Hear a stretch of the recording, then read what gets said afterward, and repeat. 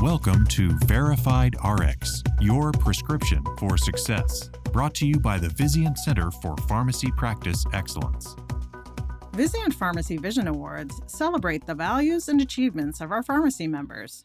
With me today is the winner of our Executive Pharmacy Leadership Award, Christine Collins, Senior Vice President and Chief Pharmacy Officer at Lifespan, and Vizient's own Dan Kistner, Group Senior Vice President of Pharmacy Solutions. This award demonstrates clear strategic insight, advanced leading clinical practices, and business acumen for an entire organization. I'm Gretchen Brummel, Pharmacy Executive Director in the Vizient Center for Pharmacy Practice Excellence, and your program host. Christine, welcome to the podcast and congratulations on this award. Thank you, Gretchen. I appreciate it. This award means a lot, not just to me, but to the whole pharmacy team here at Lifespan. Certainly, accomplishments can't be done by one person alone. It takes a team, it takes a village. And so I'm proud of the whole team here for the accomplishments that we've made over the past years that led to this award. We're thrilled to have you here and congratulations again. Dan, welcome to Verified RX. Gretchen, it is great to be here. I couldn't be more excited today to be a guest on Verified RX with you and one of the best pharmacy leaders in our entire country, the Christine Collins. I couldn't agree more. Tell me about your roles and backgrounds. Christine, why don't you start? I've been here at Lifespan for a long time. I've grown up here, literally, and started out as a pharmacy student, always with the intention of leaving when I was a student. My dad ran a little corner drugstore, and I was hoping to inherit that little corner drugstore, but then he sold it before I graduated from college. My intention was still to go back into retail pharmacy, but I just loved hospital pharmacy. I loved being part of a hospital, part of the healthcare system, and just couldn't bring myself to leave. So stayed here and took on different roles and more progressively responsible positions and just really enjoyed what I did and how I was able to grow within the organization, even now beyond pharmacy. So it's really been very enjoyable for me. That's wonderful to hear.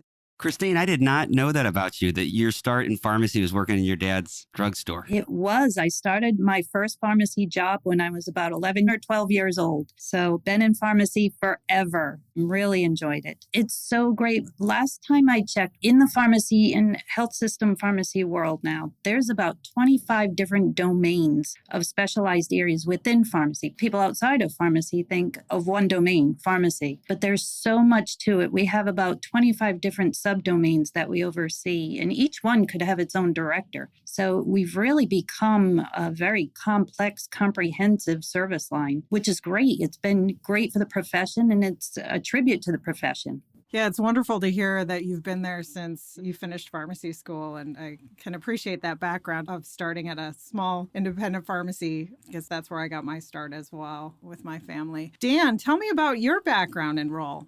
Similar, a pharmacist by training, proud graduate of the St. Louis College of Pharmacy here in the Midwest. But I spent the last 10 years of my career very lucky, very fortunate to be running the pharmacy program here at Vizient, where we have responsibilities over our GPO services, our clinical teams, our aggregation groups, consulting, analytics, and now even our health system-led transparent PBM Illuma. Prior to coming to Vizient, I managed a very large health plan up in the Northeast in the Boston area for a very large PBM. And I actually got my start as a pharmacy technician at Walgreens when I was 16 years old. I was working at Circuit City in the video game department. I took a pay cut to go be a pharmacy technician because I thought I wanted to be a pharmacist. I don't want to brag, but my nickname was Dan the drive-through man. I was very good at drive-through. That customer service, I'm sure, just shined right through that drive-up window.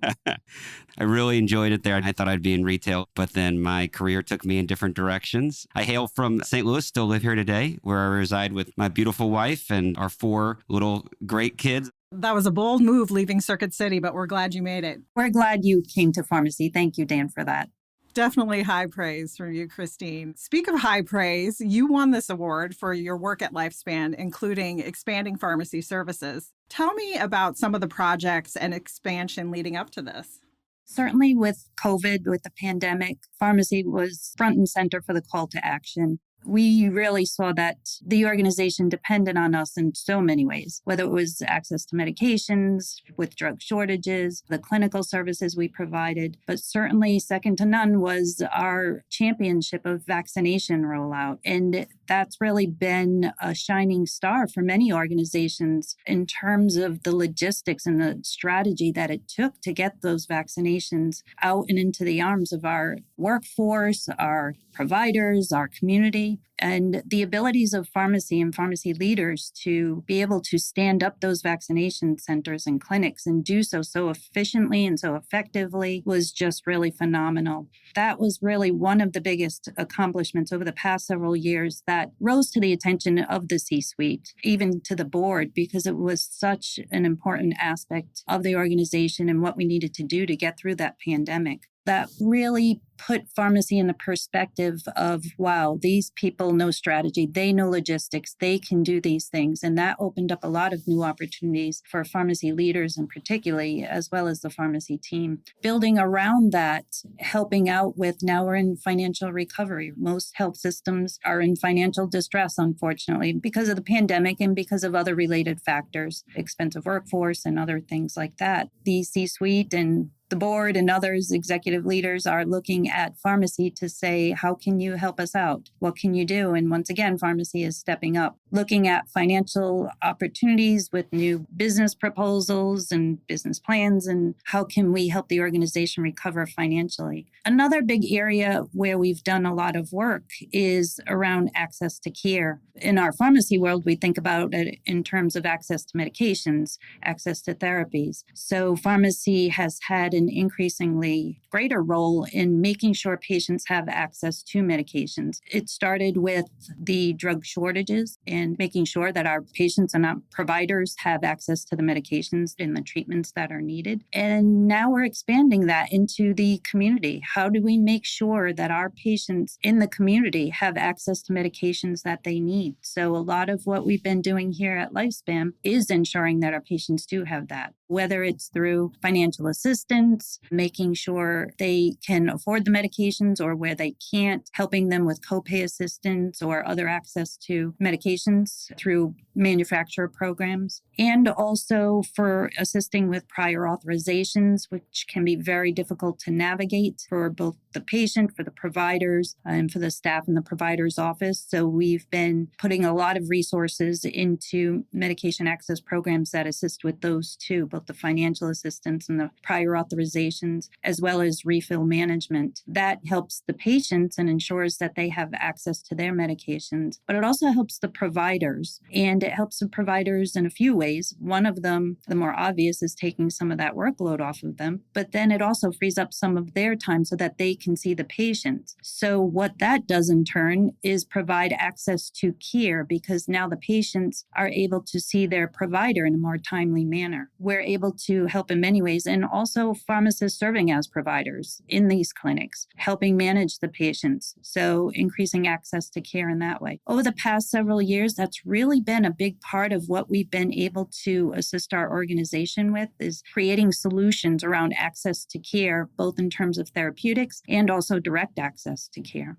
When I talk with Christine, what I've learned that she's done a really good job with was that COVID created a burning platform for everyone knew why pharmacy was so important in the health system. But we saw it become increasingly important during COVID. And what Christine did through her leadership is that even after her team got through COVID and was able to take care of their community, she said, there's more we can be doing. You use that as a platform to say, yeah, we made a big difference there, but we can make an even bigger difference every day in how these patients are being taken care of. But here are the investments we need. Here are the changes I want to make. Here are the programs I want to bring to market. And so, Christine, I was just so impressed with how you just took the spotlight, and it was the right spotlight because your team was making such a big difference. And you kept it there to say, we can do even more now that you had your seat at that table. Thank you, Dan. And I joke with my team that during the pandemic, people had many different ways of how they were able to get through it, and resilience and perseverance and coping. For my team, we did it through business plans. We generated about 8 business plans, and we just focused on life after, the go forward strategy. How do we get through this? So we just pulled together business plans of new things we wanted to do and work on. So we were focusing on the sunnier side of things and not the current situation. So it really helps generate a lot of positive energy, which was great.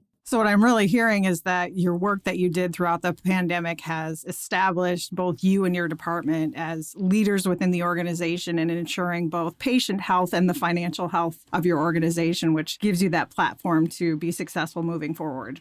Absolutely. I don't want to take credit just at Lifespan. Many other health systems have been doing similar, and many more will now. This has really opened up the door. Those health systems that have taken advantage of these opportunities and their skill set within the pharmacy leadership team and the pharmacy department has really set the new trend, and I think it will continue. We'll see a very nice wave of this. Lots of great opportunities in pharmacy. Dan, this is the third year we've bestowed this award. What trends are you seeing in executive pharmacy leadership? For pharmacists, traditionally, pharmacy leaders, our clinical experience, our background, it's extremely valuable. But what's going to differentiate us further in this healthcare environment when we look across our peers is the need for pharmacists to have that strong business acumen and that they focus on it. For many of us, that's not what we were taught in school. It's not a natural instinct that we might have as well. Having pharmacy leaders, as they continue to grow, building new skill sets around their business acumen really will help them be successful. I talk about it a lot. It's the evolution of the pharmacy leader to getting to the C-suite table. So it's that transition from the clinician. What can we be doing to evolve the skill sets that we need? Pharmacy leaders are under the most pressure we've seen in decades, especially around financial pressures. And that applies to the entire health system. Kaufman Hall just put out a report recently. I think it was 54% of hospitals lost money last year. But you got to think that's the pressure that's coming down from the C-suite, where they're going to look at all of their service line leaders to say, what are we doing to help the health system so we can continue to provide the services in our communities that are so needed? And if we want, as pharmacy leaders, to be at that table, we have to bring solutions. I've met with some CEOs recently, and there was 2 quotes that they said that I thought were really interesting, because we've seen this transition over the last decade where the C-suite is very much aware now of the impact that pharmacy has, not only on patient care, but also on the financial health of the system. And so one of the CEOs said, if you pulled out the pharmacy business today out of our hospital, it's running a very large business. It's not just running a cost center. It's running something that is very much needed to sustain the financial viability of the health system. And another CEO of a large health system on the East Coast said, I'm not really running a hospital anymore. I'm running a pharmacy that has other services. And you think about that, that's quite a change in the language that we've heard around pharmacy in the past. For years, and when I worked in the health system pharmacy, in the hospital I worked in, we were physically in the basement. I think metaphorically, we were someone in the basement too, right? We weren't thought of as really a solution bringer and someone that helped grow the health system. But now the C-suite is looking for us more and more. And I love seeing it, Gretchen. I see it a lot more where pharmacy leaders either have a direct or a dotted line to the C-suite. And they have that ability to be at the table for all of the strategic discussions. They're not just seen as a service line owner or an operator. My favorite thing to see is when I see a pharmacist transition to the C-suite. I think that's a huge win for our profession. Probably the hardest trend to kick, though, for pharmacy leaders to do this is it makes us take time away from the stuff that we really are passionate about or we really know well. You think about the clinical work, residencies, students, the things that drives us. We love it. We love focusing on it. But how do we enable our leaders to pick up some of that work so we can focus on what we can be doing to better run our business when it comes to cost, quality, and market performance? So when it comes to everything that's important, obviously, first and foremost to the care of that patient, but then also on how we're looking at how are we performing and growing our business, we can make a very noticeable and meaningful contribution to the overall health system. I completely agree with you, Dan. Just to go back to one important point too is we need to evolve as a service line. And we see that with the successful health systems. We can't build our model around a pharmacist that reviews medication orders for clinical content. We have smart electronic health records that do that for us. The evolution of the electronic health record that's just becomes smarter and smarter in terms of order sets and functionality that's built into the system. Those medication orders are coming across to us ready for prime time. We don't really have to add as much clinical oversight of the medication orders. But what we do need to do, though, is manage them in a more holistic way. We need to manage our patients and our programs and our specialty areas in a more holistic way. So we do that through stewardship programs. So most health systems have antimicrobial stewardship programs that go into whether it's formulary management or guidelines or order sets or education, a whole bundle of things that go along with the stewardship program.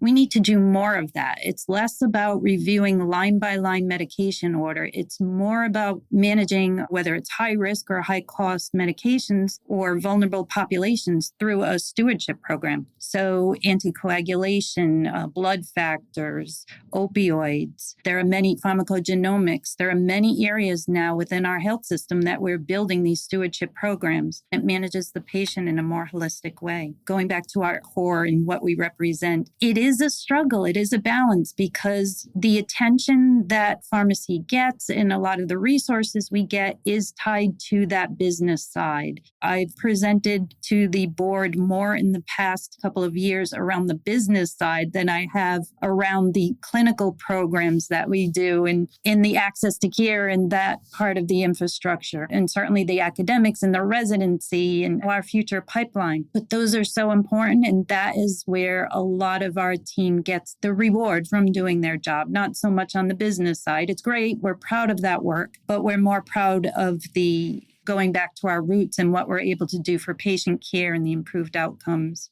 Christine, that's so right. I have an amazing pharmacist on our team here, and I had a skip level meeting with them, and they came to me and said they were struggling with something. I said, well, what's going on? And they said, I think it was the chest guidelines, some new guidelines that came out. And they said it was the first time in their career that they didn't know where to start. They had for years had it memorized and were always up to date. And they said, do you have any advice for me? Because I'm struggling with it. And we reviewed what their role was, and it had nothing, their day-to-day and really how they were contributing to the hospitals we support had nothing to do with the guidelines. And I said, well, I do have some advice for you. You need to let it go. I think I was probably watching Frozen a lot with my daughter when I thought of that. But I said, that's the whole point. And what I see in other amazing pharmacy leaders across the country is not only what they do with their teams, but what they do with each other. Pharmacists are the best at collaborating. They just are. When you say let it go, you can't be the expert in everything. You can't be the best at everything. You cannot be leading the forefront of pharmacogenomics, specialty pharmacy. You just can't be at the forefront of everything. So what I love when I see what Christine does, Gretchen, is that she is the first one to throw up to everybody in a group of her peers and say, here's what I'm doing. I think this is working really well. What are you all doing?